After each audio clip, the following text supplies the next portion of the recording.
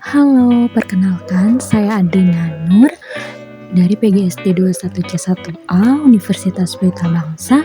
Di video kali ini saya akan menjelaskan tentang materi bimbingan konseling. Yang pertama, apa sih itu bimbingan konseling? Mari kita bahas. Bimbingan konseling atau yang seringkali disingkat menjadi BK adalah serangkaian aktivitas yang berupa bantuan yang dilakukan oleh seorang ahli pada konseling dengan cara tatap muka, baik itu secara individu ataupun kelompok, dengan memberikan pengetahuan tambahan. Pengetahuan itu nantinya diharapkan bisa menjadikan jalan keluar untuk mengatasi dan menyelesaikan permasalahan yang dialami oleh konseling, yakni dengan cara terus-menerus dan sistematis. Selanjutnya di sini ada pengertian bimbingan konseling menurut para ahli. Yang pertama dari Abu Ahmadi pada tahun 1991. Yang berbunyi, bimbingan konseling merupakan bantuan yang diberikan kepada para individu atau kelompok supaya dengan potensi yang mereka miliki, mereka mampu untuk mengembangkannya secara optimal dengan jalan memahami diri, memahami lingkungan sekitar, dan juga mengatasi hambatan untuk menentukan rencana masa depan yang lebih baik lagi. Yang kedua, menurut Priyatno dan Erman Amti pada tahun 2004, yang berbunyi, bimbingan adalah suatu proses pemberian bantuan yang dilakukan oleh orang yang ahli kepada seorang ataupun beberapa orang individu, baik itu anak-anak, remaja, ataupun orang dewasa, supaya orang yang dibimbing bisa mengembangkan kemampuan dirinya sendiri dengan lebih baik.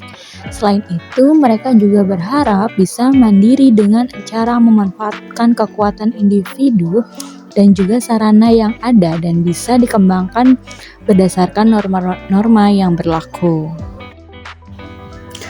Selanjutnya, kita akan membahas tujuan dari adanya bimbingan konseling. Kenapa sih harus ada bimbingan konseling? Mari kita bahas. Tujuan dari bimbingan konseling yang pertama yaitu merencanakan kegiatan penyelesaian studi, perkembangan karir, dan juga kehidupan peserta didik di masa depan. Yang kedua, menyesuaikan diri dengan lingkungan pendidikan dan juga lingkungan masyarakat. Dan yang ketiga, mengetahui kesulitan dan juga hambatan yang dihadapi oleh siswa dalam studi, penyesuaian diri dengan lingkungan pendidikan yang ada di masyarakat. Selanjutnya, yang keempat, mengembangkan hambatan dan juga kesulitan yang dihadapi oleh para siswa dalam sistem pembelajaran, penyesuaian dengan lingkungan pendidikan serta masyarakat. Dan yang kelima, mengembangkan semua potensi dengan menggunakan kekuatan yang dimiliki oleh peserta didik secara lebih optimal. Yang keenam, mempunyai kesadaran untuk menggambarkan penampilan dan mengenal kekhususan yang ada dalam dirinya sendiri. Selanjutnya, kita akan membahas tentang manfaat dari bimbingan konseling. Apa sih manfaat dari bimbingan konseling ini? Mari kita bahas.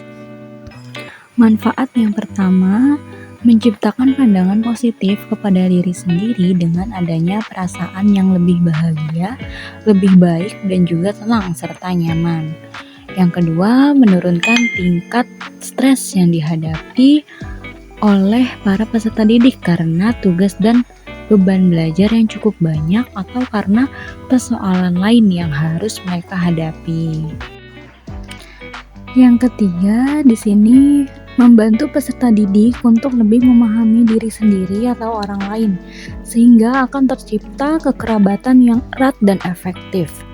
Yang keempat, membantu peserta didik untuk lebih bisa mengembangkan diri, sehingga bisa menggunakan potensi yang ada pada dirinya sendiri secara optimal di masa mendatang.